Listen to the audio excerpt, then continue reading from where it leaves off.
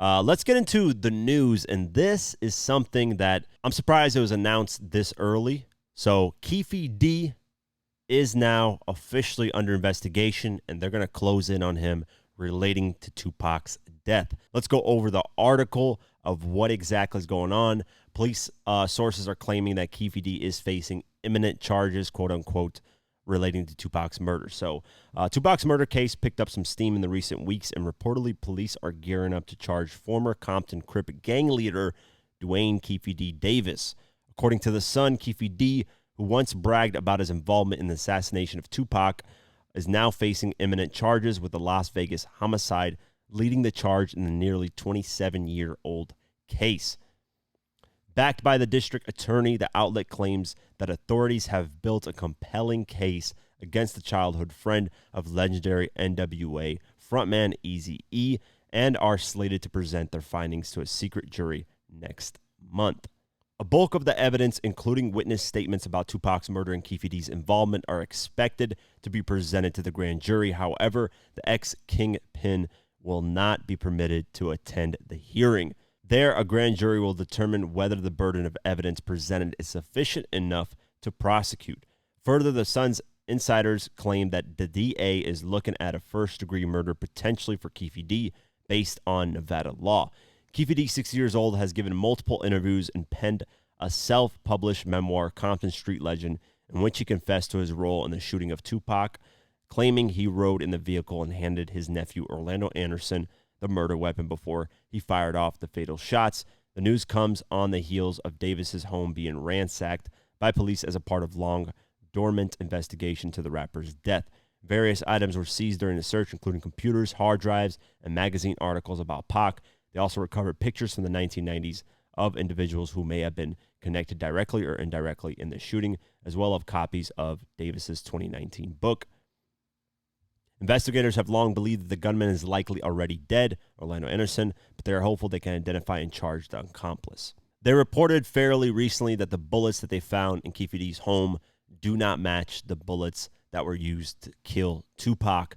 So this is taking its own twists and turns. They're going to present to the jury, the evidence that they have, a private jury, quote unquote, and they're going to decide, is this enough evidence to convict Keefe D? Keefe D's mistake was two things. One, when he confessed to all of this in 2009, he thought he had protection because he confessed to it to police officers. The police said that if you confess to us directly, we can't convict you on these confessions. But that's it. Only to them directly. If you confess to the public you had a part in this, then we can convict you. And that's the issue that Keefe D had no idea about. He didn't know that, hey, it was just confessions to the police officers themselves, not to the public. So then that's when he started coming to the public in 2017 with the first interview being with Vlad, and then now Art of Dialogue and all these other platforms, writing a book as well, confessing that he had a role in Tupac's death. The crazy thing is, though, some of the new evidence that's presented, some of the new witnesses that have come forward, I've said this multiple times, have stated that the hand that shot out the window was a lot bulkier and fatter, which doesn't match Orlando Anderson's, body tone or body, the way he was built at all. He was very skinny versus Keefe D, who was a lot huskier and bigger. So that's interesting. I want to see if they're going to present, if they have evidence of that person confessing a lot more, because Vlad is the one that actually broke that news. So, yeah, that's interesting that Vlad broke that news. He had that information. But out of all this, I see a lot of people saying that Vlad was the one that, caused him to confess and don't go on Vlad, he's the police. When in reality, it was a lot of these platforms that he went on and just talked. Vlad's interview was probably the least convicting out of everything I saw. The Art of Dialogue, shout out to them. They're a great platform, but they did more of the, pressing him of, information about the shooting. They did a lot more of that than Vlad ever did.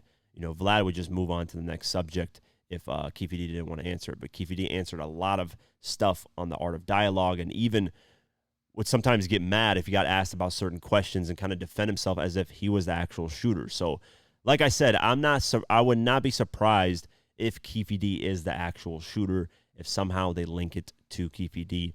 But regardless, man, don't go running your mouth. You're 60 years old. It's dumb, man. People will do anything for clout and attention and money.